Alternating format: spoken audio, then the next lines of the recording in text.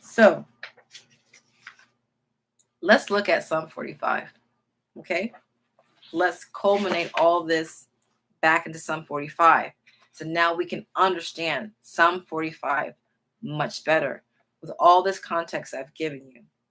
Let's start from the very top, not verse 1, but from that little title head up above, okay? To the chief musician, upon Shoshanim, for the sons of Korach, Miskel, a love song, or a song of loves, okay? Remember I said Shoshanim means lilies? It literally means lilies. Shoshanim means lilies in Hebrew. So keep that in mind, okay? When I talked about those two pillars in my last video, Yakin and Boaz, and he put lily work upon each pillar. Okay. Okay, there's a song. There's an old song about that. Okay, verse 1. I'm going to start from verse 1. I'm just going to break it down. My heart is inditing a good matter. I speak of the things which I have made touching the king. My tongue is the pen of a ready writer. Verse 2. You are fairer than the children of men. Really, it's just saying you're more handsome than the children of men. Grace is poured into your lips. Therefore, Elohim has blessed you forever. Gird your sword upon your thigh, O most mighty, with your glory and your majesty. And in your majesty, ride prosperously because of truth and meekness and righteousness. Okay, this is very important. Because of truth and meekness and righteousness. Woo, there's a song. I'm going to put a link to that song. Woo, by Praise Sings. He mentions these three pillars. Woo. Okay.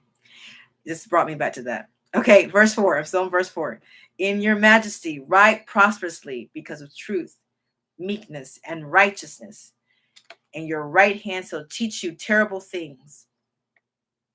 Your arrows are sharp in the heart of the king's enemy.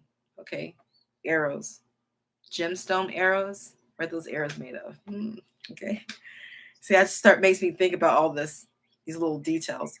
Whereby the people fall under you. Okay, verse 5 again. Your arrows are sharp in the heart of the king's enemies, whereby the people fall under you. Verse 6. Your throne, O Elohim, is forever and ever. The scepter of your kingdom is a right scepter. You love righteousness and hate wickedness. Therefore, Elohim, your Elohim, has anointed you with the oil of gladness above your fellows. All your garments smell of myrrh, aloe, and cassia. Okay, remember the bride price, the linen garment, the myrrh, the aloe, the cassia I mentioned in the bride price video. Out of the ivory palaces whereby they have made you glad. Now, that word they can also mean stringed instruments. So it could also read, out of the ivory palaces whereby the string instruments have made you glad. And Abba enlightened my eyes that these ivory palaces are palaces of pearl. These are, remember those 12 pearls I mentioned in the bride price? How each pearl represents one of the tribes of Israel. These ivory palaces represents each tribe, okay, made of pearl. Okay, these are really palaces of pearl, because pearl and ivory are almost synonymous with each other. If it's ivory, it's pearl. If it's pearl, it's ivory. Okay, so out of the ivory palaces, all right, whereby they, or the string instruments, have made you glad. Verse 9. King's daughters were among your honorable women, and upon your right hand did stand the queen in gold of Ophir. Where did that gold come from? Ophir. The queen is in what? Gold of Ophir. This is the only time, this is one of the two times you mention anything that involving a location. Okay, gold from where? Ophir. Okay, who was retrieving the gold from Ophir? There you got it. The men of Zor. Hiram, King Hiram of Zor, was the one getting the gold from Ophir to give it to who? King Solomon, to build the temple and the palaces. Okay, so keep that in mind. We're bringing it all together now so you can make more sense of this chapter 45. Verse 10. Now, I explained king's daughters in the other video. King's daughters is referring to really daughters of councils, royal councils who go out and are ambassadors of a kingdom, but they're in different countries, like we have embassies, okay? So these are daughters of these councils, royal councils. That's what it means in Hebrew, okay? Verse 10. You know what that is. Shemi bat urei wehati, a snake, okay? Hearken, O daughter, and consider, and incline your ear. Forget also your own people and your father's house. So shall the king greatly desire your beauty, for he is your Adonai. Worship you him, okay? So it's like, listen, daughter, remember?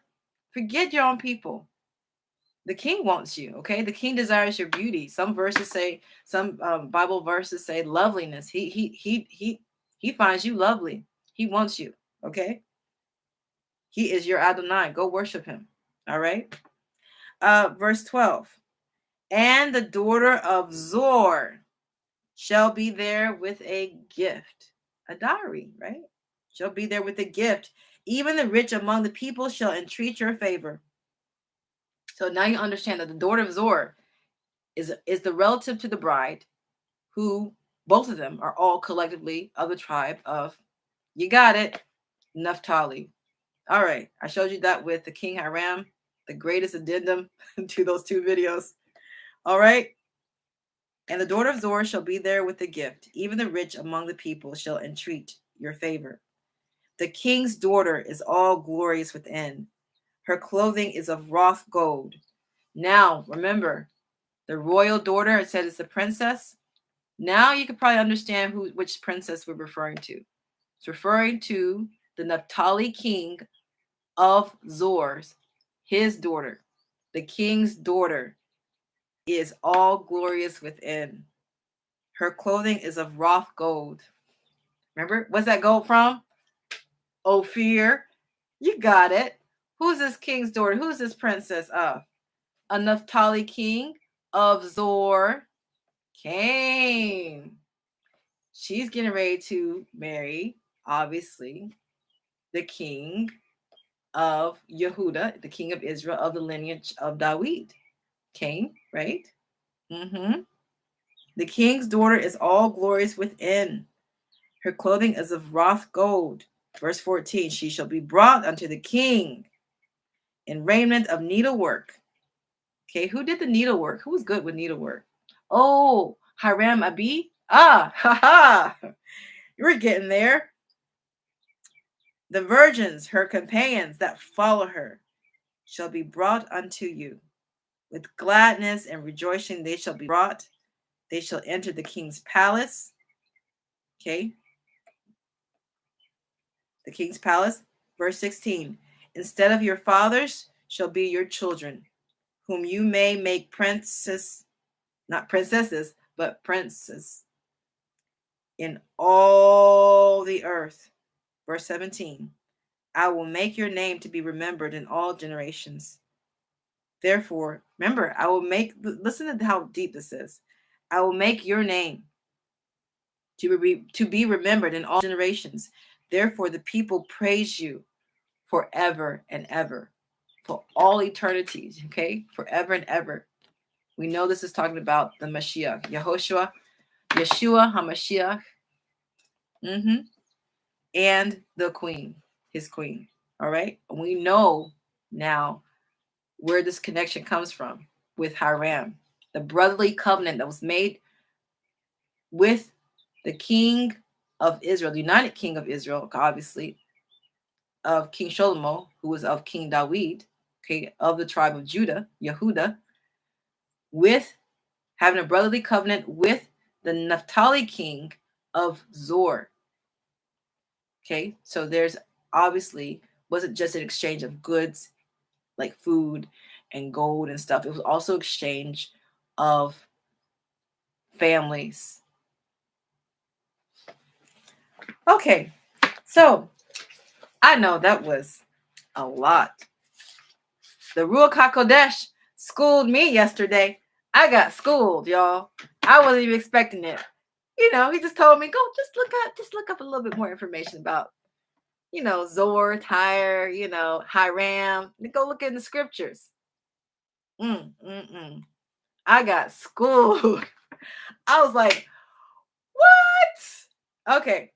Anyway, I hope you all enjoyed that. I hope I didn't bore you. I hope you didn't get bored and whatnot. It was amazing. I was like, oh, but you're so amazing because you knew I was like, you probably hear from the other video, like there's certain things I was like, Hiram and Shulamith, but I was really quick about their relationship because I did study it, but like I said, when they translate things incorrectly, then you relay the information incorrectly. And that's why I just like, let me go back and look at the Hebrew, the Ibrit. And once I saw the Ibrit, I was like, yeah, Cain is yes, Cain. Game on. So anyway, I hope just take the time to look at all those. I'm gonna have to, like I said, post the other video, and the scriptures. But man, that was last night was fruitful. But man, I was not expecting it. It was not. So anyway, with that, I say shalom, shalom, and shalom.